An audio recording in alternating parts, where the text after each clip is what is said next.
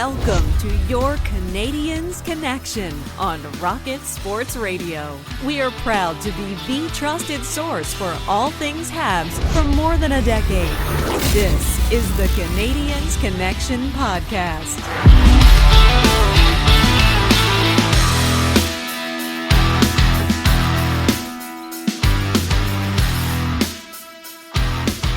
Well, hello everyone, and welcome to this week's edition of the Canadiens Connection Podcast right here on Rocket Sports Radio, keeping you informed, engaged, and entertained. And we're here to talk about one thing and one thing only, and that is the Montreal Canadiens every single week. So we are glad that you're here with us today. We've got a lot to break down, analyze, take a look at after this week. But first, a round of introductions in case you're new around these parts. My name is Amy Johnson. I'm going to be your host for today's show. This is episode 346 of the Canadiens Connection podcast. This week's episode titled Pass the Torch. Montreal's young core is ready to rise. And I'm, of course, pleased to be joined in the studio by my co-host, who is our founder and president here at Rocket Sports. His name is Rick Stevens. And Rick, what a whirlwind the week ended up being. And for a fan base who supports a team that just got eliminated from the playoffs, fairly upbeat in Montreal. I think so. Yeah, the upbeat mood, future is bright kind of talk. Yeah. I think, of course, the fan base would have wanted the playoffs to continue. Another game 6 back in Montreal would have been welcome. But overall, I think the mood is positive and ready for training camp to start. Looking forward to the moves that will be made in the summer and training camp and getting this exciting team back underway again. And so really today, we're going to break down, of course, what happened in the last 2 games of the series that took place between last week's episode and this week's episode. We've got a slew of injuries to update you on. Of course, everyone comes clean with what they've been battling with once the season is over. So we'll get you updated on some roster news, some injury reports. There is still Habs-related hockey happening. However, we're going to talk to you about how the prospects are doing in the AHL and the ECHL, because both of those franchises are still in their playoff contention. Get you through some notes around the NHL, all happening in the first segment. Then in the second segment, what are we really talking about today? We are talking about how the Canadiens must move from placeholders to playmakers starting this summer. So yes, we're going to talk about how the season ended and how it wrapped up, but our focus is going to be on now what needs to take place this summer to define the next phase of what the Canadiens are trying to do and to set them up for next season and for many seasons thereafter. So we're going to talk about what is in store in the offseason, the strategies that should be taking place. We're going to hear from a lot of players throughout that segment as well. A lot of interesting stuff. As Rick said, it's an exciting time, but it is a crucial time this summer in the offseason for the Canadiens management. Absolutely a crucial summer for Kent Hughes, Jeff Gordon, the Montreal Canadiens. And if you don't know, we don't go anywhere in the summer. We're here. We're here every week, and we're going to be covering this crucial summer. So do yourselves a favor. Make sure to subscribe and stick with us over the summer. And while you're mowing the lawn, take us to the beach, wherever you're going this summer, bring us along. Absolutely. Also, be sure, we love that this is an interactive podcast. We love to hear from our listeners and our viewers if you happen to be watching on our YouTube channel. And so if you would like to drop us a comment, ask a question, or put in your response to our weekly fan question of the week, of which we take the best responses and read them out on the next show, the best way for you to be in touch with us at any time. 24/7 is on our Rocket Sports text line. You can reach us at 5853-ROCKET. Again, that's 5853-ROCKET. You can subscribe to our YouTube channel and drop a comment on YouTube. That's at InsideTheCanadiens.com. And you can also follow at Habs Connection on X, Facebook, and Instagram. Drop us a reply or a DM there. All right. So first off, let's take a look at how things wrapped up this week, because there were nail biters. We said that last week, that there were going to be some nail biters, and absolutely, it was a little anxious at times. Game 4 was back in Montreal, with the Canadiens actually leading in that game until we're going to talk about this later. What was a very pivotal moment was when Tom Wilson laid a big old hit on Alex Carrier. And that, Rick, really seemed to, we talked about momentum last week and how you can't rely on momentum, but there are certainly moments where momentum can shift and you can grab a hold of it, and the Capitals, I think, did so at this point. Yeah, this was an interesting game in that the Canadiens were down, scoreless first period. Early in the second, it was Dylan Strom scoring for Washington, but the Canadiens came back with 2 power play goals, and that was a theme throughout the series. The Canadiens' power play was very, very good, and in no short, you had Demidov, you had Hudson. In fact, Slavkovsky got his second goal of the season on the power play. Then it was Cole Caulfield. Both of those power play goals, assisted by Hudson and Demidov.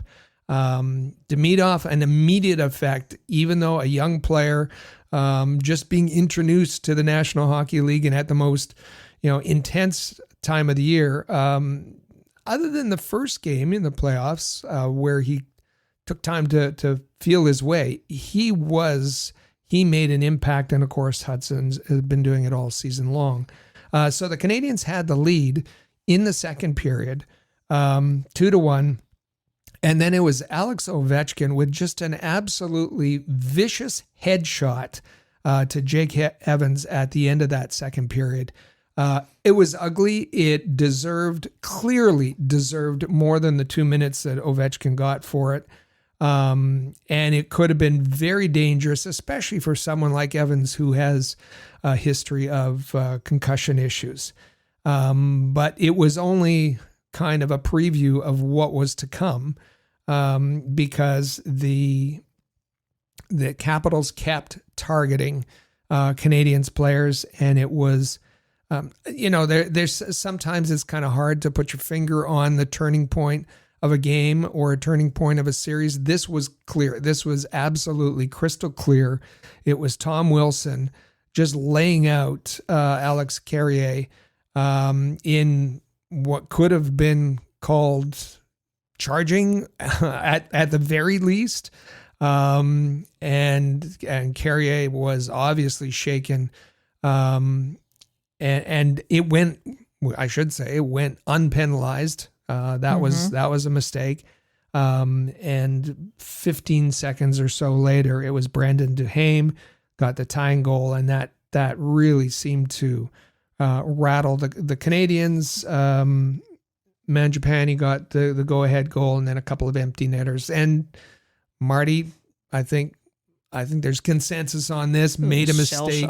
But first he made a big mistake in pulling his goalie before the Canadiens had possession, and a quick empty net goal by the Capitals, and it was over. It was absolutely over. It was the as I said, the turning point in the series, and yes, there was still another game to be played in Washington, but I think everybody knew that it was over, including Marty St. Louis, who I've never heard a coach say something like this before, especially during a playoff series, especially when there was games left to be played.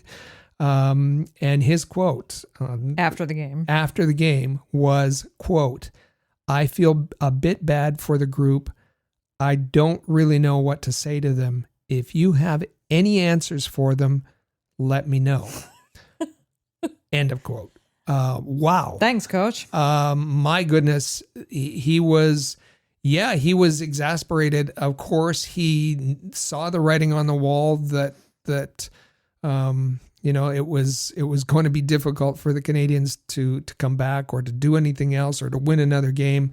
But he was throwing in as I said, I've never ever seen that before from a head coach. And listen, with all due respect, Marty, it was Marty's first experience as head coach in the playoffs, and he had lessons to learn as well, in terms of preparing his team, in terms of the decisions, the in-game decisions that he made, the adjustments that he made, and then how he spoke to his team and the media after the game. And let's hope it's something that is going to be something on his mind this summer when he's thinking about how he can improve for next season.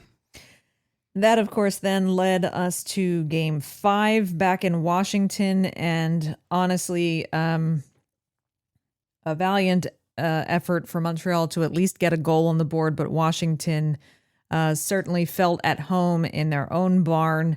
They went up early. They stayed up. And there wasn't a whole lot. I mean, the Canadiens played an okay game, but there just wasn't a whole lot of fight there.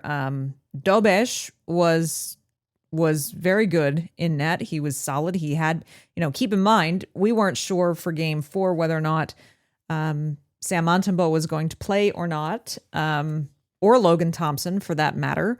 Logan Thompson did play. Sam Montembeault did not. It was Jakub Dobesh for the final two starts, and he did a pretty valiant effort, given the fact that the Canadiens couldn't score in front of him.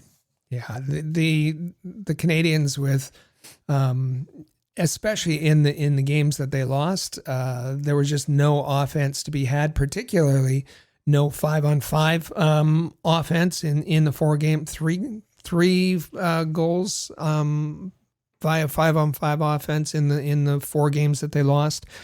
But Dobesh, the Canadiens did not lose because of goaltending. He made spectacular save after spectacular save in Game 5. He did everything possible to keep the game close. Washington scored on 2 power plays. He was sensational in Game 5. The only goal scored was a early third period goal by Emil Heineman for Montreal, and they just didn't have. This was the only game that wasn't close, that the Canadiens didn't pull within a goal or so. So yeah, as I said, clearly over after Game 4, and that meant that the Capitals won the series in 5 games. They defeated Montreal 4-1. And some interesting audio from the Capitals dressing room after the series was over, on a number of levels, from Spencer Carberry, some of the players as well. Rick, there was Anthony Beauvillier really kind of summed up what it was that the Capitals had as their mission when it came to that final game. And I get it. Most fans, who cares about the Caps? We don't want to hear audio from them. We don't care what they think. But if you're going to correct some of the mistakes, if you're going to address the strategy of the team that beat you, then you have to know what their strategy was. And Beauvillier kind of opened the curtain a bit and said that this was their strategy. Quote, "We really had to contain their best players, their top line and the defensemen who are going to join the attack." So Spencer Carberry said he was concerned about the top line, and he said that it had been one of the top lines in the NHL, that being the Suzuki line, since the Four Nations tournament. Beauvillier goes on, and so Beauvillier was obviously talking about the top line and the defenseman who was going to join. Okay, Lane Hudson. He goes on. That was really the game plan, honestly, to try to slow them down, to be as physical as possible on our forward check, and to limit the turnovers that would give them an opportunity to restart their attacks. So it was to hit them as often as they could, slow them down, and not only hit them, but to intimidate them, to make sure that they would think about, when they were making their play, make them aware that they were going to be hit every time they touch the puck. And then Beauvillier went on to say, to answer the question, what was the turning point of this series? He said Tom Wilson's check on Alex Carrier, they saw as the turning point. Brendan DeHame's goal came right after, and it gave us a lot of momentum. So I think that that's something that the Canadiens have to address in the offseason, that they have to figure out ways of combating a team. Like, not every team in the playoffs is like Washington. Washington was very, very physical, but the Canadiens have to have ways of countering that. And one of the ways is having a more complete lineup, so that all the focus isn't just on the top line. And that's, we're going to hear from Nick Suzuki a little later on, and he's going to speak to some of that as well. There are definitely, while there were exciting moments and there were positive things that we saw out there on the ice, there were also a lot of really obvious weaknesses and places, as you say, things that need to be shored up going into next season. So that meant on Friday, it was exit interview day for players to clean out the dressing room and have their exit interviews. And of course, one of the big things that happens at that time is all of the injuries are unveiled that had not been discussed prior to that. We found out why Patrik Laine had been out for the last 3 games of the series. He broke his finger in game 2. Fractured finger in game 2. And so that's why he was, he said it came from a slash. And then he didn't play the third period, and then was out after that. Shooting was impossible. Yeah. But he was also asked, did you have any issues prior to that? Because, people had noticed that for the last month or a few weeks anyway, his power play contributions had dried up. His shooting accuracy was off. He was slow on the ice. And he said, no, he wasn't injured at all before breaking his finger. So I think that should be a little bit concerning for Canadiens fans. And maybe conditioning was an issue because, he joined the team after the rehab in December. He talked about his knee injury, saying he was glad that he didn't have the surgery. And that came only after a third opinion. The first 2 doctors told him that he should get surgery. The third one said, no, don't worry about it, just rehab is fine. And, but, did it cause his, what we saw is he seemed to slow down, and there still isn't any, explanation for what happened to his shot and his accuracy and his effectiveness. But basically he said the season was a success. He doesn't put an emphasis on stats. It was just that he needed to find again his joy for playing the game, and he did that. He felt a spark again. He enjoyed playing with the group. He said it was fantastic. He loved the crowd. He loved playing in Montreal. He was asked, what about the coach? It must have been fantastic to have the influence. And he said, well, it was more the group that he liked. So that was all interesting. And we'll talk more about Patrik Laine a little bit later.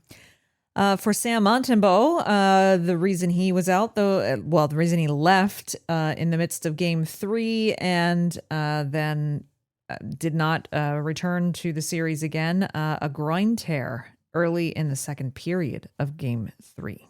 And if you can imagine, that's not a good thing for goaltenders. No. Groin strains, maybe. Groin tears, no. And he was very specific. It was 2 of the 3 groin muscles he tore. Ow. And he was also specific in saying it was in Game 3 in the second period, a shot by Ryan Leonard that caused the issue. And then he gave up another goal after that and came out. And that's when Dobish went in. He said there's no need for surgery. The doctors say a couple of weeks of rest and rehab will get him fixed up. So that's the end of that. Brendan Gallagher, just playing with a broken rib. That's all. Yeah, tough on the breathing. Yeah, I was going to say that breathing probably felt real good. And dealing with pain, but yes, a broken rib. Josh Anderson, however, did not want to go into his injuries, plural. Had upper body injuries and lower body injuries, so injuries all around, but just did not want to line item them, but did say he won't need surgery, Rick. Yeah, I think that's the most important. He said he's been dealing with these for much of the season, that if the Canadiens had clinched earlier a playoff spot, he definitely would have sat out a few games. But the important part is he won't need surgery. Alex Carrier, of course, was asked how his head was after taking that hit from Tom Wilson. He said, quote, his head is fine, but he did have a lower body injury. Yeah, folks made a lot of this because there was a Sportsnet reporter that posted a photo of Carrier with an ice pack wrapped to his ankle. He injured his ankle. That's when Alex Ovechkin went after him and missed him and went kind of half over the boards. But Ovechkin, the leg caught and so he had an ankle injury, wrapped it with ice. I mean, if you're in a locker room, playoffs or not, you see this all the time with ice bags being taped to different parts of quads, elbows, calves, everywhere. You name it. So that was, nothing to get alarmed at there. And it should be said that other defensemen have played with worse. I found it interesting. John Cooper said that Victor Hedman broke his foot in Game 4 of Tampa's series against Florida. He played the next game and picked up 2 assists. With a broken foot. Speaking of broken bones, Yoel Armia, he's just had a broken left hand since almost the middle of February. February 11th against Vancouver, he broke his hand. And we talked about this on the podcast several episodes ago, that it was obvious that he just couldn't do anything with his hands. And Marty was asked about it, and he said, listen, he's always in the right place at the right time, and so he couldn't take him out of the lineup. But yes, give him a break. And because he's been dealing with a broken hand for a couple of months. 17 regular season games, 5 playoff games with a broken left hand. That's remarkable. Stick tap to Yoel Armia. And it should be noted that the other thing that he did talk about in his exit interview with the press is that, yes, he and the Canadiens have begun contract talks. Well, keep in mind, he is one of the pending unrestricted free agents. Some question whether he'll stay or go. He said he'd love to stay. He loves playing in Montreal. Not the most emotive guy in the roster. So it's, I think people underestimate him sometimes, but he wants to stay, and contract talks have already started. So we'll see how that goes.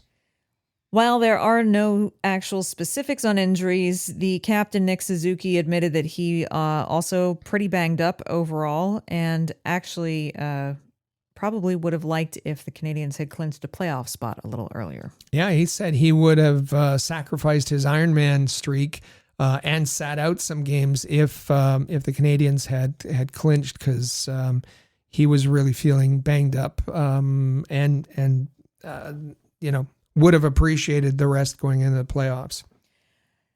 All right, so that's the injury news. The other big thing, of course, that all the reporters were clamoring to ask specific players was whether or not players were going to play for their home country to represent at the World Hockey Championship. One of them is an absolute yes, and that was Mike Matheson, who says he will play for Team Canada. Yeah, there's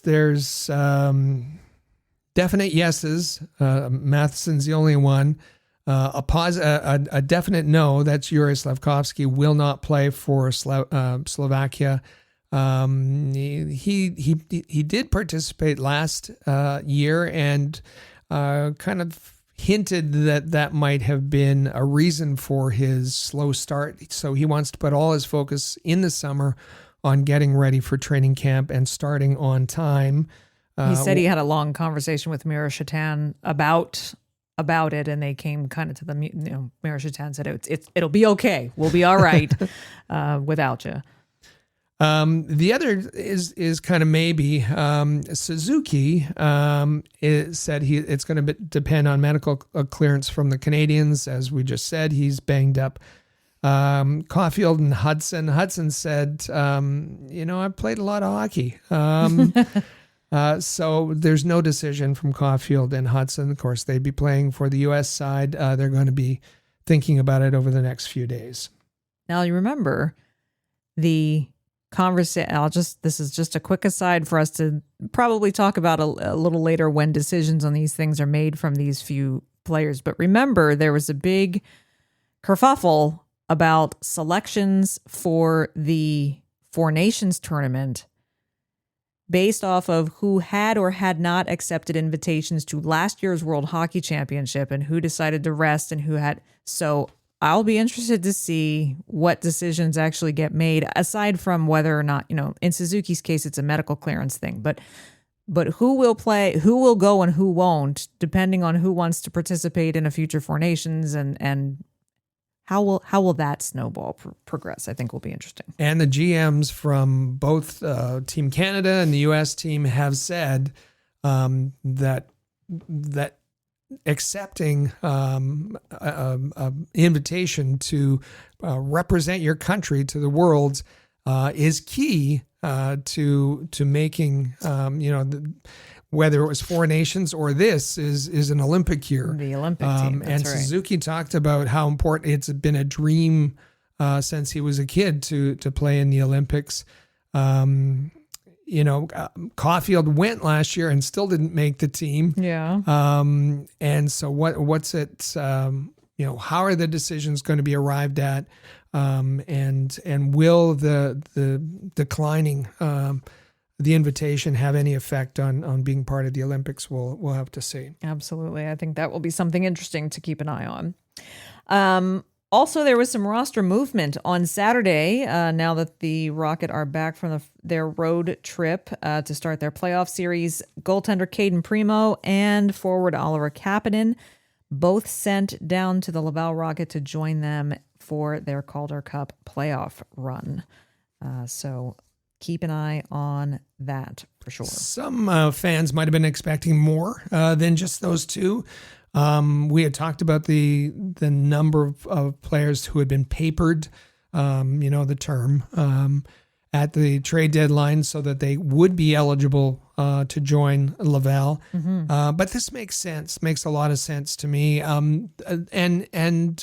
It was only Saturday that they announced this. There was no sense announcing it earlier or sending them down earlier because the Rocket were in Cleveland. So now that they're on their way back, those two players can go. Caden Primo will be able to get back there, and that'll sort out both Laval's and Trois-Rivieres goalie situation. And Oliver Kapanen's going to have a role in the top six. He'll be a big addition to that playoff run for the Laval Rocket. That's right. And yes, Laval then subsequently sent goaltender Luke Cavalin back down to Trois-Rivieres with Caden Primo on his way. One last thing we should mention in this section is that with the Canadiens exiting the playoffs at this stage and their record in the regular season, they will have the 17th overall pick in the first round of the 2025 NHL draft. At least the 17th pick. They will likely have, 2 first-round picks. They will likely have Calgary's pick. That would be the 16th pick. That was obtained in the Monahan trade. But it depends on whether Calgary wins the draft lottery, and we'll talk about that later, and why Canadiens fans should be watching the draft lottery, because there could be an impact. Mm-hmm. But most likely is that the Canadiens will get the 16th and 17th pick in the first round, and then a pile of picks. They have two second-round picks, 3 third-round picks, 2 fourth, 1 fifth, 1 sixth, and a 7th. So 12 picks overall in this draft. It's an important draft because, I hate to break it to you, the rebuild's still on. Yeah, it is. We'll talk about that more in a moment. But first, let's just take a quick dive into the Habs prospect report. It's time for the Rocket Report. The Rocket Sports Media Team is your premier source for information about the Laval Rocket, the AHL affiliate of the Montreal Canadiens, as well as Habs prospects playing in the CHL, NCAA, and leagues around the world. We'll make this a quick little dip into the Habs prospect report this week. Just want to get you up to speed on the playoff runs that the Canadiens AHL and ECHL affiliates are currently in. Laval did kick off their division semifinal series against the Cleveland Monsters this week. This is the North Division semifinals. This is a best of 5 series, so a team needs to win 3 games to advance. And so far, it has been all Laval all the time. Interestingly enough, it's a best of 5 series, so Laval being the top team in the AHL at the end of the regular season, obviously they're going to have home ice advantage throughout the series. However, they started the series on the road, 2 games in Cleveland, and then coming home to play 3 games in Montreal if necessary. And the way it's going, I don't know that they're going to play 5 games in total, because Laval won both of their games in Cleveland. The first one, they beat the Monsters 3-2 in overtime. And Rick, it was the Habs prospects who were all over the goal scoring in this one. Sean Farrell, who some fans were ready to give up on, has been great the second half of the season. He had 2 goals. Owen Beck playing a little more on the wing, although getting in for his strong side faceoffs. It was Laval winning this game. And yes, Laval has home ice, being the best team in the AHL this season. But the way it works is in the 5-game series is a 2-3, the 2-3 format. So that Laval gets 3 games. It's all about travel costs. Mm-hmm. So it started in Cleveland this time. And then that led to that was on Wednesday night. Oddly, it was Laval's game 1 of their playoff series was on Montreal's game 5 night. So that was quite a battle of the TV watching. Friday night was game 2 for Laval in Cleveland. Keep in mind, with Caden Primo backing up Jakub Dobiš for the Montreal Canadiens, it has been the Jacob Fowler show in net. This has been some great experience for him. So he obviously backstopped Laval to that overtime victory on Wednesday, and then gets his first shutout as an AHL goaltender with Laval beating Cleveland on Friday night 4-0. They have a 2-0 series lead before they've even played a single game at Place Bell. So Jacob Fowler, his AHL playoff career with 2 wins to start, including a shutout. And look what happened there. It could have upended the organization with Sam Montembeault, and there's always the spill down effects in these things. Sam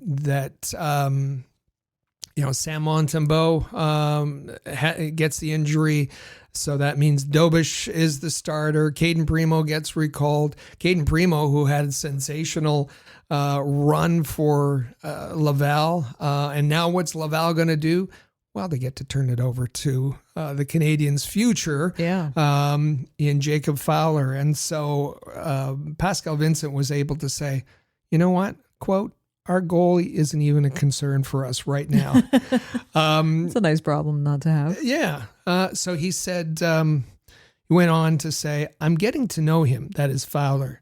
He's the kind of individual who has the personality to play in these moments. He's very comfortable, very confident, not cocky, but confident in his abilities. He's won big games in the past, and I don't feel he's too nervous. Lucas Condado was a little more effusive in his praise and said, he's a fantastic goalie and human being. We're very excited for him. We think he's ready. After the shutout, our own Chris G posted this quote from Pascal Vincent on Jacob Fowler. And Vincent said, Fowler is a good goalie. He's a good person. He's a good teammate. They played well in front of him, but he still made some very good saves. He's very calm. He looks comfortable in the net. He doesn't look like a young goaltender. And I think that's the most important part, is that he's calm. He doesn't look like a young goaltender. And that gives confidence to the team in front of him. Absolutely. So Laval continues their series. They have the opportunity to sweep the series with their next game, which is Sunday in Laval. And so we'll see if Cleveland has an answer for them or not. Trois-Rivieres, the ECHL affiliate of the Montreal Canadiens, has moved on to their second series. They are in their North Division finals in the Kelly Cup playoffs. They are facing the Norfolk Admirals in that series. And it was Trois-Rivieres with a shutout in game 1, winning it just 1-0. This is fascinating. To me, this is fascinating. Again, I talked about this whole domino effect with goaltenders. So Trois-Rivieres, very important. These are now the North Division finals, and they lose their goaltender because the Rocket lost theirs because the Canadian. So you had said Luke Cavalin had got called up to the Rocket to back up Fowler. So Hunter Jones goes in and pitches a shutout. With Joe Verbetic, you remember that name, backing up. Yeah. Fascinating, absolutely fascinating. You need depth on your team. You need depth in the organization. And Vinny Riondo, you're doing wonderful things by making sure there's folks in the organization to back up when necessary. Absolutely. So game 2 of that series is set for Sunday, May 4th at Colisée Videotron. And so we wish the Trois-Rivieres Lions much luck as their series continues. And next year, they're going to be joined in the ECHL by another new franchise. The ECHL Board of Governors approved an expansion application for the league's 31st team, which will begin play not this coming season, but the next, the 2026-27 season. And Rick, where will this team be formed? Rio Rancho, New Mexico. Very nice. Yeah, I think that's pretty exciting. It'll be a Dallas Stars affiliate. A Dallas Stars affiliate. They have a 7,000-seat arena all ready to go. And a New Mexico team. Why not? 31st team. ECHL is trying to get to 32. And by the time they do, the NHL will probably expand. But so that everyone has their own affiliate. And I think this is, I'm excited to see, there's some fabulous names in the ECHL and what their colors are, their logo, their uniforms, all of that. It'll be kind of fun. Absolutely. So we'll keep tabs on what's going on with Laval and Trois-Rivieres as their playoff series continue. We mentioned the NHL draft lottery a moment ago. So as we move into notes from around the NHL, we should note that this coming Monday is the 2025 NHL draft lottery. And it is something that Canadiens fans the last few years have been glued to the draft lottery coverage to see, are they going to get the first overall pick? Are they going to be in the top 3 or the top 5? Maybe that's not necessarily, a reason for you to watch this year, since the Canadiens had some success towards the end of the season and made the playoffs. But it will definitely still be, I think, must-watch TV, Rick, and it will be a little different this year. You're going to be cheering for Calgary not to win the draft lottery, because otherwise Montreal will get Florida's pick. So you want anybody but Calgary to win the draft lottery. And it is going to be different, as you mentioned, for the very first time in the 30-year history of the NHL. The draft lottery will be shown live in studio. And you say, wait a minute, I remember there's GMs sitting there and the cards get flipped and we go from 16 to 1. Isn't that live? Well, yeah, except that the whole computer spitting the balls out, that ball machine and all of that has already happened in a locked space with the accountants and some scrutineers. And then they just make up the cards and they run the reporting of it live, but they've never showed the behind the scenes stuff before. And that's mostly because it's a little bit complicated, and they've always, for transparency purposes, put it out on YouTube. And me and 4 other people watch the entire process. I watch it every year, and there's nobody watches it because it's boring and complicated, and you got to have your lookup tables ready. And so if you go to NHL.com, you can find the 2025 NHL Draft Lottery lookup table, and there are a dozen or so pages of codes, and it's boring. And what happens is 4 balls are ejected by the machine to give a code, a number. And those numbers are, the lookup tables have every possible combination of those 4 numbers, and they're tied to a team. So that's what happens. The balls come up, the code comes out, and somebody has to manually go through, okay, which team does this match up with? Maybe not exciting TV, but they're going to try it. And the other thing is... But our resident math nerd... Well, that's the thing, right? And they do it twice they do it twice. Anyway, but the other thing that happens is that you'll go from pick 1 all the way through pick 16. So before, it was creating the drama, okay, 16 and working up to 1. No, you're going to know the first overall pick right away. After the second draw. Yeah. I don't know. I don't understand how this is going to. And then you shut your TV off, unless you're one of those teams. I don't know how it's going to work. I don't know how it's going to work either.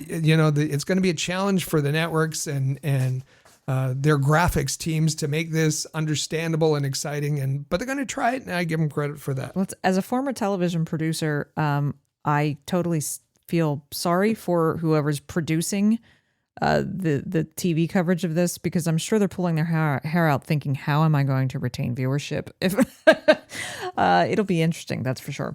That's Monday, by the way. That's Monday. This past Friday, the Rangers announced Peter Laviolette's replacement.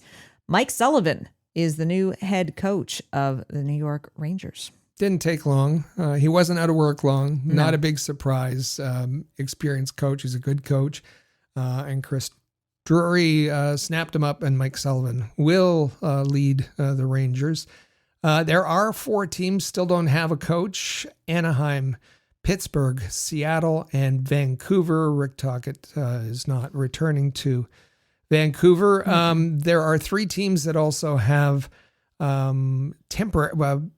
interim coaches. They finish the season with interim coaches. So what are they going to do? Are they going to promote they remove the interim tag? That's the Bruins, Blackhawks, and Flyers. Or are they going to, the Flyers are going to get talked, aren't they? I'm fingers crossed. Well, we'll see. We'll see. So the coaching carousel is going to continue for the next few weeks. All right.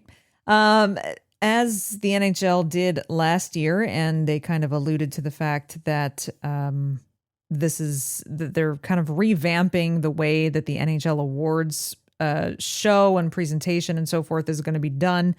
They have been putting out the finalists for some of the awards and trophies. And so we've got some more of those to update you on this week. The Selke Trophy finalists, Alexander Barkov, Anthony Cirelli, and Sam Reinhart. All from the state of Florida. You got 2 Panthers and a Lightning in that list. And we talked about the overall league-wide nominations, so you don't have a Canadian in that group.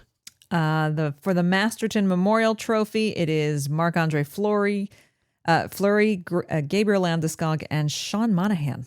Some very good, compelling stories there. Yeah, I actually don't have a favorite of those 3. I think that's going to be a tough one to pick. Josh Anderson, as you'll remember, was the Canadiens nominee. He didn't make the final. No, he did not. And for the Jack Adams, Spencer Carberry, Scott Arniel. This is for the league's best coach. And I think maybe some of us were a little surprised to see Marty St. Louis as a finalist. Yeah, you have the coach, the President's Trophy winning coach there. The two coaches with the top records in the National Hockey League, Winnipeg and Washington, that being Scott Arniel and Spencer Carberry, and Marty managed to get the Canadiens squeaking into the playoffs, which was a feat in itself, given where the Canadiens were in December. So we understand the reason why he was included on the broader list. But good for Marty that he's now one of the finalists. This award is not voted on by the NHL broadcasters. Which there would be a lot of love there for Marty St. Louis. There's also some wonderful stories, one in Calgary, Jim Montgomery in St. Louis, Dean Evison in Columbus. But a big market like Montreal is going to help a Marty St. Louis. I don't know that he's going to be a finalist up against those, a winner up against those other 2 finalists, but a feather in his cap anyway. Absolutely. So we will see, and good luck to him. The finalists for the Calder, which is the Rookie of the Year trophy, are going to be announced on Monday, and I'm pretty sure that Lane Hudson is going to be... Oh, just announce the winner on Monday. Never mind the finalists. Announce the winner. Gonna have to wait. You're gonna have to wait. All of you, however, are not gonna have to wait too long for us to sink our teeth into this week's big topic, the Canadiens needing to move from placeholders to playmakers starting this summer. It's time to dig into what's happened at the end of this season and the critical phase that the Canadiens are now entering in this offseason. First, we are going to take a quick break, hear from our sponsors and friends over at DraftKings. And then on the other side of that, we're going to talk about what happens next for the Montreal Canadiens. You don't want to miss it. So stay with us. You are listening to the Canadiens Connection podcast on Rocket Sports Radio. Ready to win some real cash during the basketball playoffs? Check out Pick 6 from DraftKings. When it comes to basketball payouts, DraftKings Pick 6 posterizes the competition, including Prize Picks. Hit all your picks and score higher minimum payouts on Pick 6, plus even more cash if you outscore the competition. Pick 6 is available in most states, including Missouri, California, Texas, Georgia, and more. New players get $50 in Pick 6 credits instantly on just a $5 entry. So download the DraftKings Pick 6 app now and use code THPN. That's code THPN for new customers to play $5, get $50 in Pick 6 credits. Better payouts, bigger wins. Only with Pick 6 from DraftKings. The crown is yours. Gambling problem? Call 1-800-GAMBLER. Help is available for problem gambling. Call 888-789-7777 or visit ccpg.org in Connecticut. Must be 18 plus. Age and eligibility restrictions vary by jurisdiction. Pick 6 not available everywhere, including New York and Ontario. Void where prohibited. 1 per new customer. Bonus awarded as non-withdrawable Pick 6 credits that expire in 14 days. Limited time offer. See terms at pick6.draftkings.com/promos.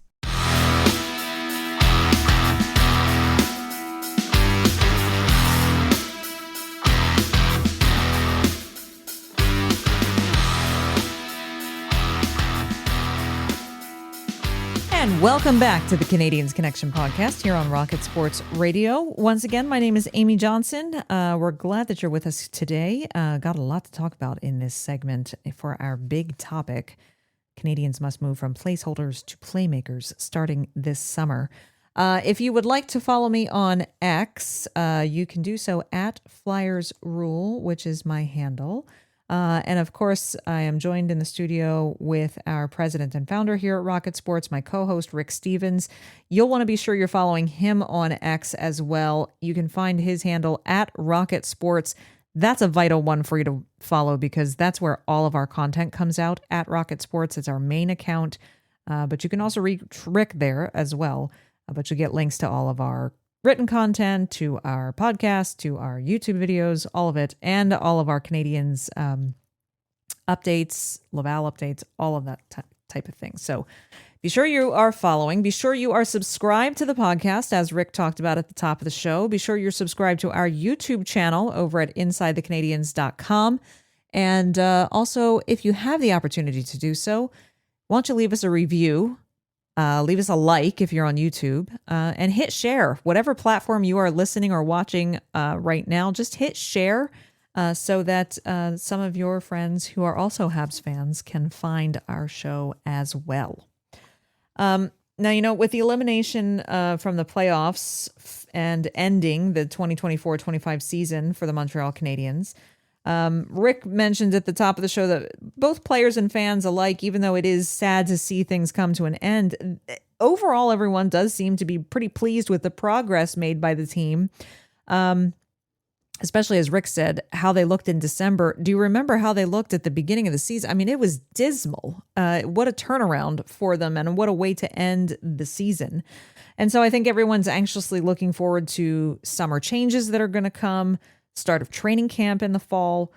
Gorton and Hughes took the time on Friday, as we mentioned, to do the exit meetings with all of the players.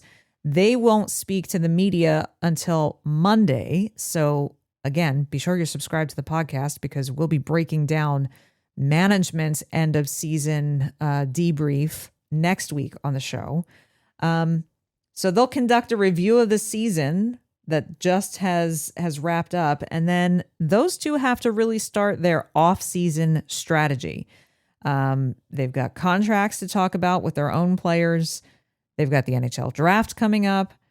And Rick, they also have free agency to think about. And all three of those things are going to play really, I mean, those are all important things every year, but it's vital that they get all three elements right this year.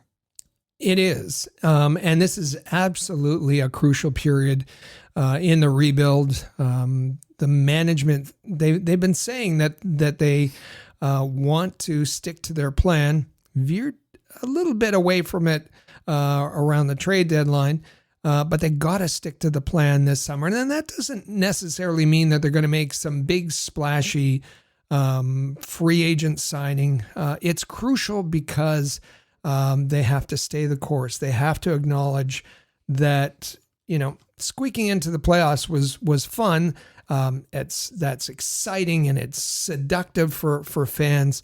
But you can't get dragged into the trap of wanting to just repeat.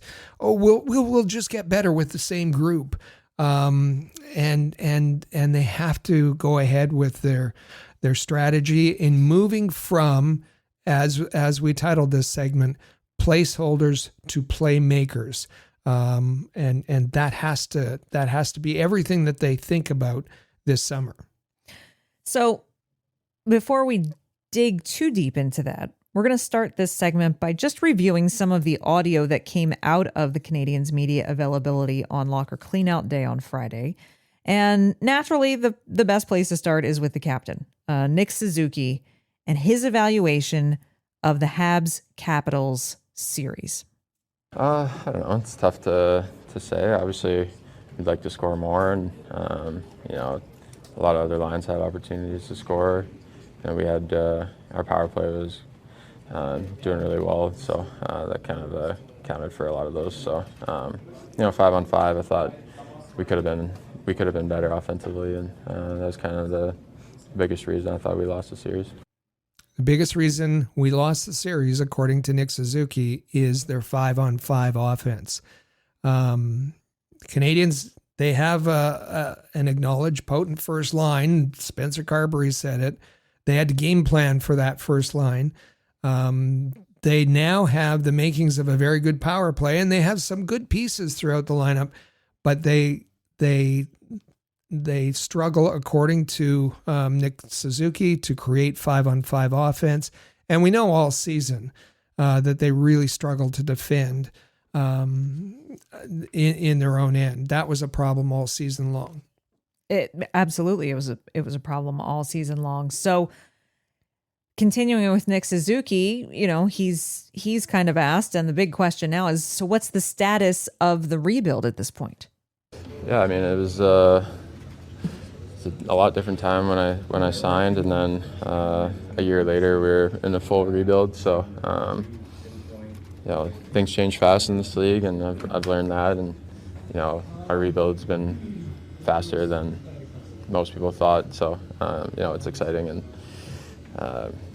to make the playoffs this early into it is pretty special, and it makes me even more excited for what the future has for us. So the rebuild has progressed faster than the outside world certainly thought, and that's been exciting, according to making the playoffs particularly. But again, don't get seduced by that, and don't veer away from your plan, I would suggest.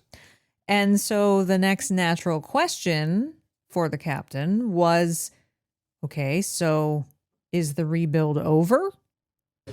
I don't think so. I mean, we got a ton of picks, ton of young guys coming up. Who knows how that's going to turn out, and what kind of players they're going to become. So, it's a process. It's every year is going to be different, and it's on Kent and Courts and those guys to try to put the best team out there that they can, and us players go out and do our job.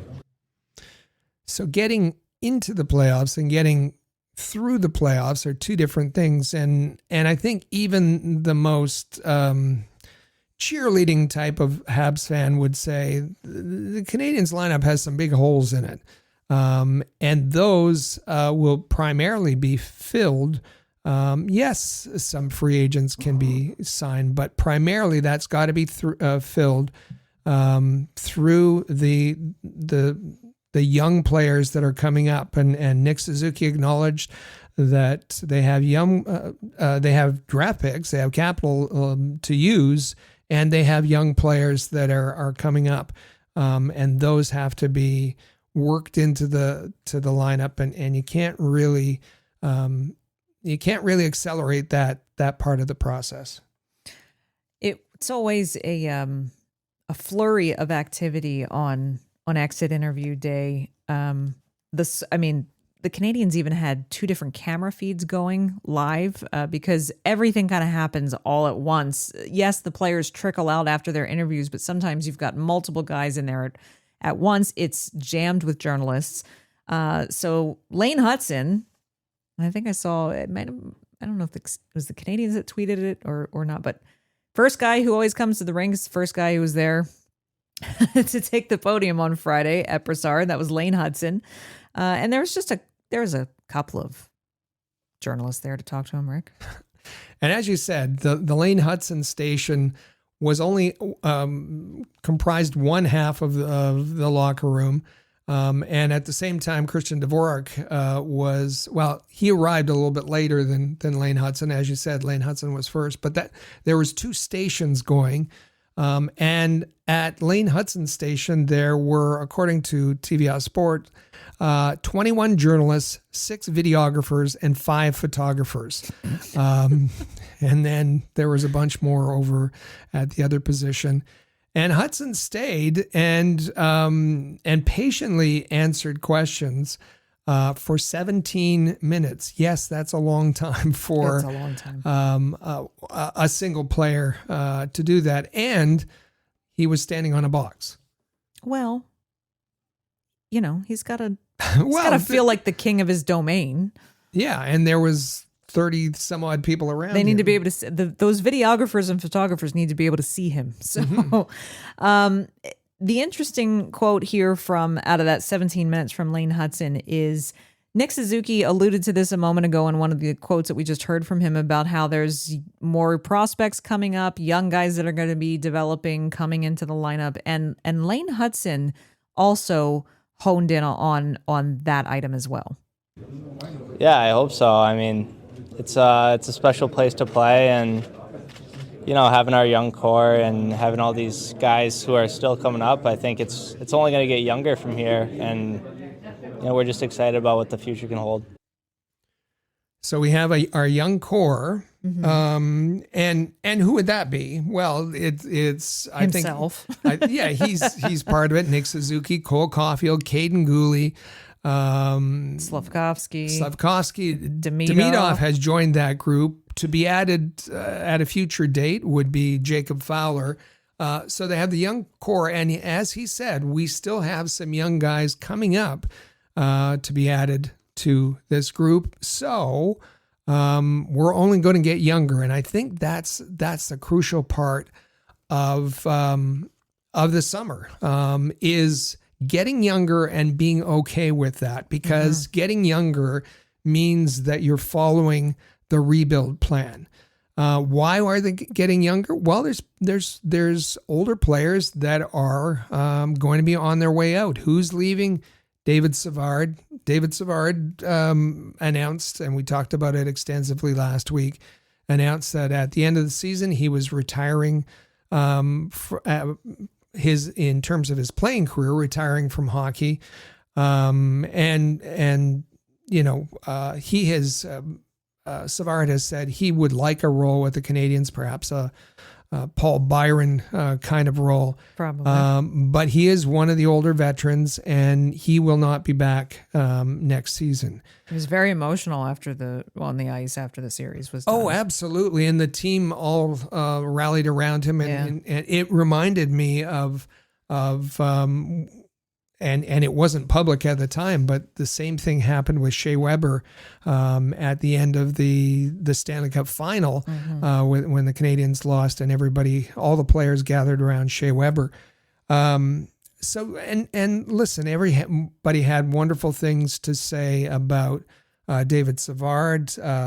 Nick Suzuki called him a very classy person, and David Savard has left an imprint on the younger players, but it's time for them to stand on their own. And David Savard, hockey has passed him by, and perhaps he can be, valuable in some other way other than being on the ice. But without David Savard, the team is going to get younger. Without a Christian Dvorak, and he's one of those 4 unrestricted free agents. And there's really no sign that Christian Dvorak's coming back. The team is going to get younger. Christian Dvorak had a pretty good season. Elliot Friedman, I thought, he had an interesting quote. He said, quote, "For a long time, Christian Dvorak was a scapegoat for fans in Montreal. However, by the end of the year, he was a very important player on the team. This summer, he will probably be gone. Now, what are they going to do to find a player that's trusted to take that spot. And he took all the important face-offs. They need to develop their own face-off talent and groom another player in that role. Michael Pezzetta, what can we say? He the number of games he played, it's pretty obvious. He was a healthy scratch more than he was in the lineup, and his usefulness to the Canadiens is come to an end, and he'll be gone. So with all of that and younger players coming in to fill the spots, that makes the team getting younger, and that's not a bad thing. You look at the some of the guys that will replace those older players, those veterans. Demidov obviously is going to be one of them. Hopefully, David Reinbacher gets things that he's at full health by the time it comes to training camp. And will there be any others? Hopefully there will be. There's Logan Mailloux, there's Owen Beck, there's has Sean Farrell turned a page? We're going to talk about that in a minute. And this is what we mean by this being a crucial phase of the Canadiens needing to go from placeholders to playmakers. We're talking about these guys who are on the way out, who have been serving as placeholders, making way for who is going to now be the permanent new playmakers for the Canadiens. And it is time for that change and that change over to happen. So when you talk about getting younger next season, Rick, you found a great quote from Nick Suzuki about the concept of them getting younger next season. Yeah, this was not one that the Canadiens, they only post a few minutes of the media availability. So this one was set off camera, but a very important one because Nick Suzuki gives his feelings on the Canadiens getting younger next season. Suzuki says, quote, "I think that's the biggest question right now." Absolutely, Nick. It's the absolute biggest question, most crucial question about whether they'll get younger. And he goes on to say, as one of the leaders on the team, we don't want to see this go backwards in any way. Obviously, we have a lot of top picks, a lot of talent, a lot of young guys that are trying to earn roster spots. But we were already the youngest team to make the playoffs, and technically we might get younger next year. We'll see. I think whatever's in the cards for Gortz and Kent this summer, I think we made it a lot harder on them to try and go out and not get younger next year. Very interesting. I think that Nick Suzuki is kind of conflicted about that. But getting younger is part of the rebuild. Getting younger is part of the moving from placeholders to that group, that core, the playmakers, the elite players. And if they try to take any shortcuts, if management tries to accelerate the rebuild, they're likely going to make mistakes. Do we have examples? I think, yes, you do. They tried to accelerate the rebuild. They took shortcuts and brought in Doc and Newhook, and those have not been successes. No, they have not been successes. And, it's painful. We said this, 3 years ago? This is going to be a painful process in terms of patience. And there's going to be times that it's going to feel like, okay, we've been through enough pain. Let's just charge forward full speed ahead. And that's when Kent Hughes and Jeff Gorton have to have the wherewithal to pull back on the reins a little bit and say, we get it and we hear you, but we have to stay the course. And as you said, getting younger is part of the rebuild. And, maybe guys like Suzuki are starting to get a little bit of that, now that they're not the youngest guys on the team, now that they've got a couple of years under their belt and they're starting to be, get more experience. And so, maybe they're starting to get some of that, hey, we don't need any more young guys syndrome, that kind of thing. But it's all part and parcel. There are going to be more young prospects that are going to come into the lineup. And Suzuki, just to further that, Suzuki made a quip that I don't want this rebuild to go on.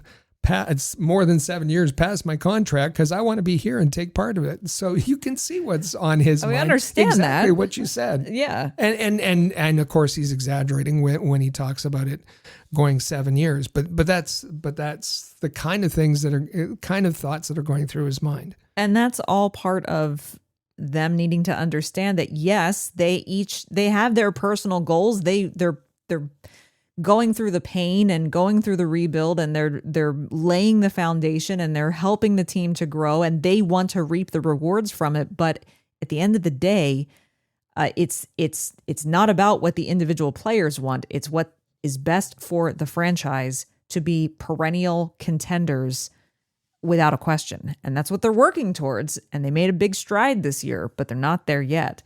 Caden Gooley, however, had his own interesting perspective on this whole whether or not the team is going to get younger next year thing. I think Caden Gooley is absolutely one of the leaders of the team, and he's shown it in his play on the ice and in these statements that he makes about the team. As far as getting younger, he said, quote, "You look at the average age, it's tough. We're going to lose some guys, but everyone in this room is getting older. I don't know, maybe the average age goes down, but in terms of me, for example, I'm getting older. Cole, Susie, guys that have been in the league for a long time now and are able to step up and take over this veteran kind of presence. I just think it's on the younger guys now, I guess, to step up in that sense." And I think that's a brilliant comment, saying, yeah, you can look at stats, the average age, you can do a calculation, but wait a minute, that doesn't really capture our group here, because we have been young guys who have been together and grown up together and been given responsibility ahead of maybe our time, but we're all that group, that core group, we're getting older. And it's time for us to, regardless of whatever calculation you do of average age, it's up to us now to take over, take control. Brilliant comment and brilliant insight from Caden Gooley, and certainly answers. If someone's looking, oh well, we better add an older veteran. We better add a Sidney Crosby to get our average age number up, Not that it wouldn't be good to add Sidney Crosby, but the example. I think that Caden Gooley's really hit on something here. Young guys eventually become the veterans. And you don't have to be a 30-year-old player to be a veteran. Young guys become the veterans eventually, and that means there needs to be new crops of young guys to take their place as the young guys. That's just the never-ending cycle and evolution of the hockey team. And yes, I think Caden Gooley is well aware of that. And the Canadiens need that talent. They need that while they're able to pick early and get the talent before they're at the back of the first round draft. They need to add elite talent, and they need to add more elite talent. And that comes with, unless you're going to pay an arm and a leg, that comes with young players. So we'll see the number of placeholders that make their exit this summer. Things will now, as we mentioned at the top of the show, passing the torch to the new Canadiens core now, which is really, and Rick kind of went through this a minute ago, Canadiens core is now going to be Nick Suzuki, Lane Hudson, Ivan Demidov, Cole Caulfield, Juraj Slafkovsky, Caden Gooley. Jacob Fowler is going to join that group in the future. And there might be even more. As you said, Rick, there's more than that coming. Yeah. Could Michael Hage join that group? Could he be the second line center that is going to be part of the core? The Canadiens will need some interim solution at second line center till then. But those are going to be the core players. So what does that say about other players? Patrick Laine, was he meant to be part of the group that's going to be a perennial contender? No, he was a placeholder. Mike Matheson, He's a placeholder. The Canadiens have their power play quarterback. They have their puck moving defenseman in Lane Hudson. Do they need another one that's a step or two or three or four behind Lane Hudson? What purpose does Mike Matheson serve now? The Canadiens, they probably needed some big punishing defenseman in the series. Mike Matheson doesn't fill that role, and Lane Hudson's not going anywhere, so it kind of makes Mike Matheson a placeholder, makes him redundant.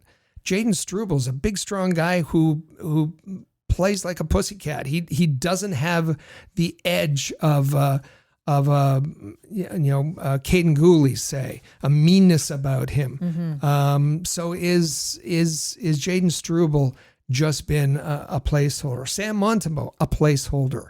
Absolutely.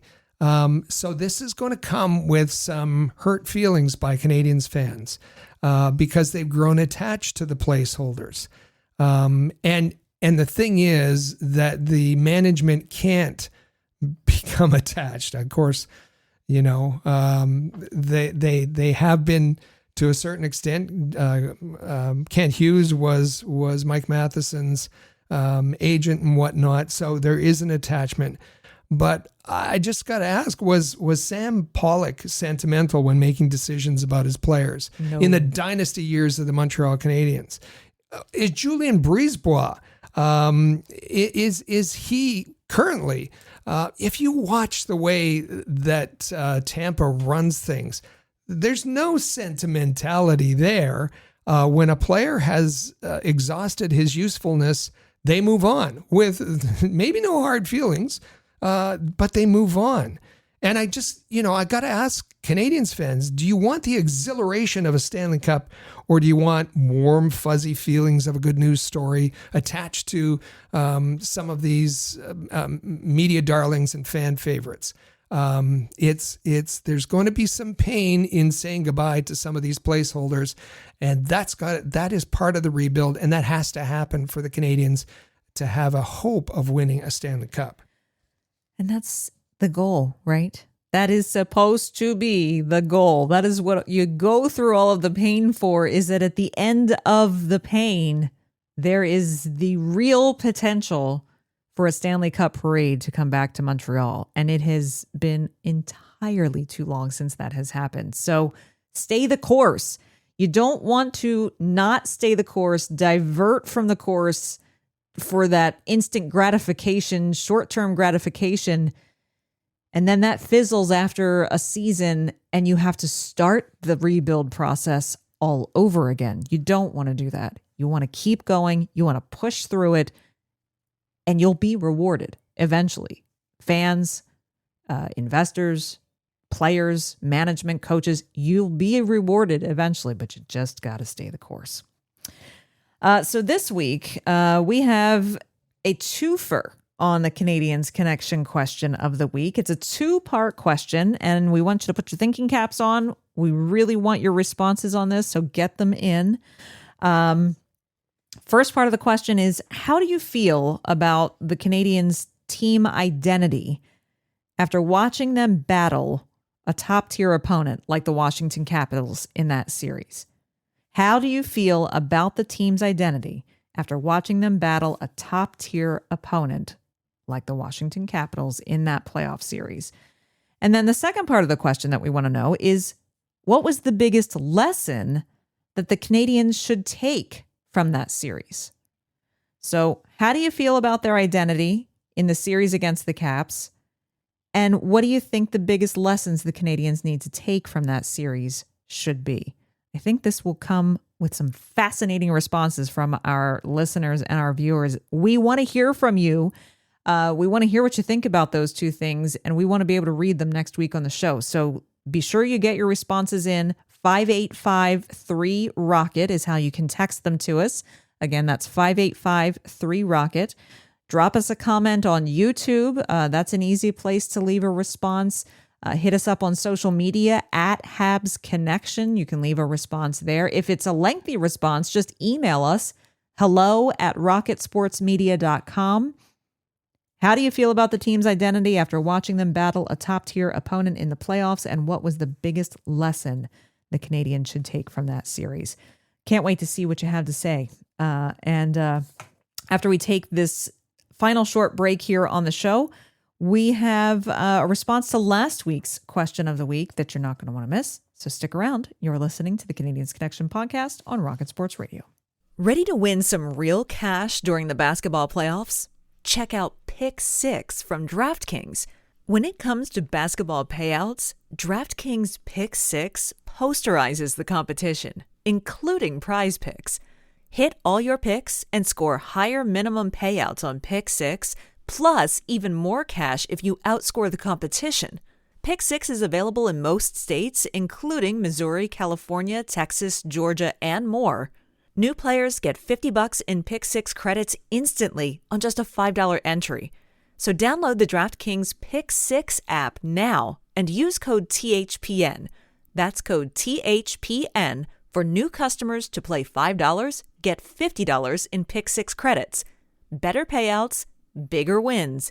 Only with Pick 6 from DraftKings. The crown is yours. Gambling problem? Call 1-800-GAMBLER. Help is available for problem gambling. Call 888-789-7777 or visit ccpg.org in Connecticut. Must be 18 plus. Age and eligibility restrictions vary by jurisdiction. Pick 6 not available everywhere, including New York and Ontario. Void where prohibited. 1 per new customer. Bonus awarded as non-withdrawable Pick 6 credits that expire in 14 days. Limited time offer. See terms at pick6.draftkings.com/promos.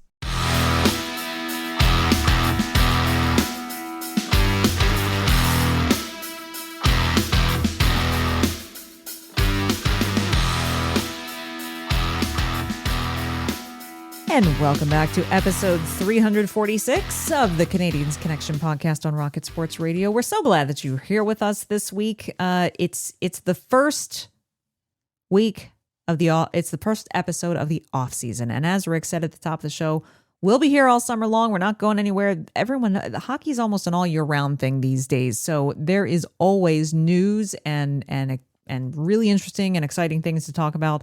So we are not going anywhere. You should not go anywhere. Make sure you hit subscribe. You don't ever want to miss an episode because we've got lots and lots coming up for you all throughout the off season.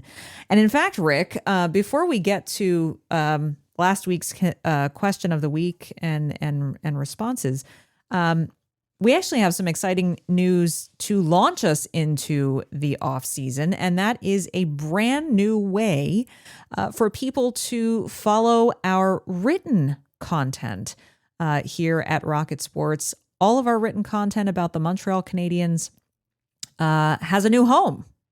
If you want to talk to our listeners about it a little bit. For sure. We're always looking for new ways of getting our content to you, making it very accessible in whatever form you like to receive it. And of course, you can find it on all the social media channels, and you can find it on our Substack, our Rocket Sports Substack, our popular YouTube channel.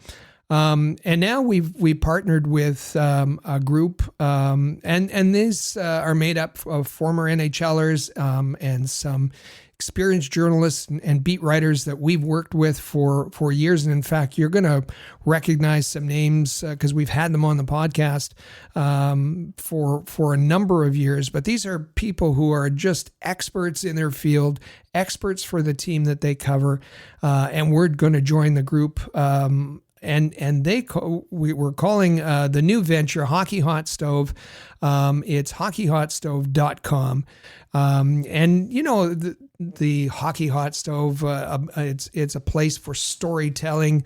It's a place for sharing information. It's a place for fans to gather around and make their own comments about what they're seeing with their team. So there is going to be a place for written content. There's going to be a place for podcasts, and there's going to be a forum that you can join. You can register, and you can interact with other fans. And again, that's hockeyhotstove.com, hockeyhotstove.com. If you want to find our own Canadian specific content, we've made it easy for you. We've set up an address that will take you there directly. It's habshotstove.com. habshotstove.com. So the big launch will be very, very soon, but we've already been putting up content for you there, and you'll have articles by us. You'll have Chris G, his notepads, and all of our content. We'll have a link for our podcast there as well. You can listen to our podcast on the site. So go to hockeyhotstove.com. Absolutely. Very excited. Great group of guys that are putting all of this together. We're very proud to be a part of this, getting off the ground at its first stages, and we know it's going to be a great resource for hockey fans all across the league, no matter what team you support. All right, so don't forget, send in your responses for the Canadiens Connection question of the week. 2-part. How do you feel about the team's identity after watching them battle the Washington Capitals, a top-tier opponent in the playoff series? And second part of it, what was the biggest lesson that the Canadiens should take from the playoff series? Now, last week, the question that we asked you was, which player has shown the most heart and character during the series against the Caps in your eyes? And this is while the series was still in play, still ongoing. And so we had a lot to choose from. However, we spent a little more time on our second segment this week. So we're just going to, we are going to hear from a frequent replier, and that is our YouTube subscriber at CenterHeist7948. He says, LOL, you're right. Very happy that the Habs snapped the brooms. This was in response to the fact that he had predicted that the Habs might get swept in the series, and they didn't.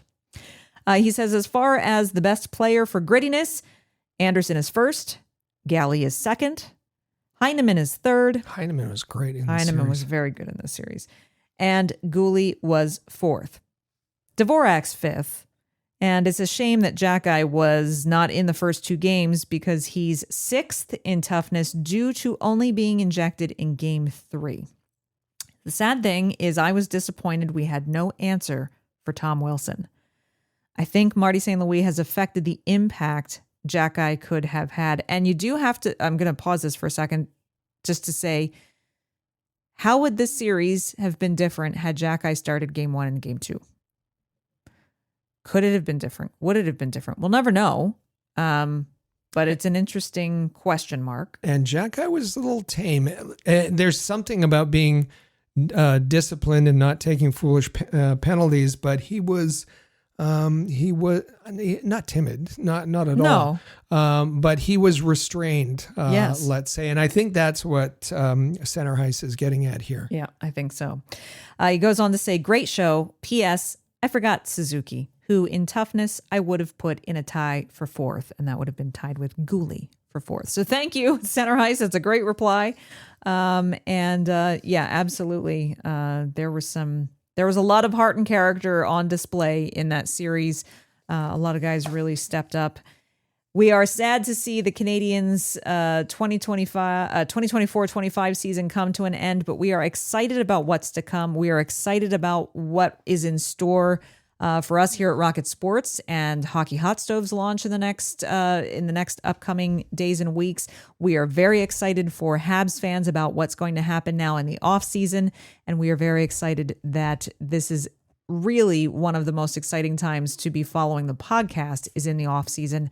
Because here at Canadiens Connection, we just really enjoy getting into all of the details of the things that go on in the sphere of the Montreal Canadiens when it's not time to play hockey. So let me add one more. Sure. Let's be excited about the Canadiens, the prospects of the Canadiens who are in the playoffs. Well, that's true. All of the attention now focuses on Laval and Trois-Rivieres, and Chris G has you covered there. Yeah, he's at all the action there, and we're obviously going to be talking about Canadiens prospects and the experience that they're going to gain over this playoff run. Definitely. So lots to be tuning in for each and every week.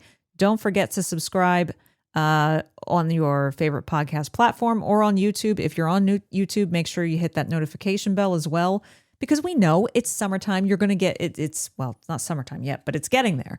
You're going to get busy. You might forget to check in. So hit the notification bell so you never miss an episode. Hopefully you're all going to gather around for the NHL Draft Lottery, 7:00 Monday night. We'll see how that goes with its new look this year. And then we will meet you back here next Saturday, May 10th, for the next episode of the Canadiens Connection podcast. Can't wait to see you there. Thanks so much for listening. We'll see you again next week. Click subscribe so you never miss an episode of Canadiens Connection. Follow us on Twitter, Facebook, and Instagram at Rocket Sports.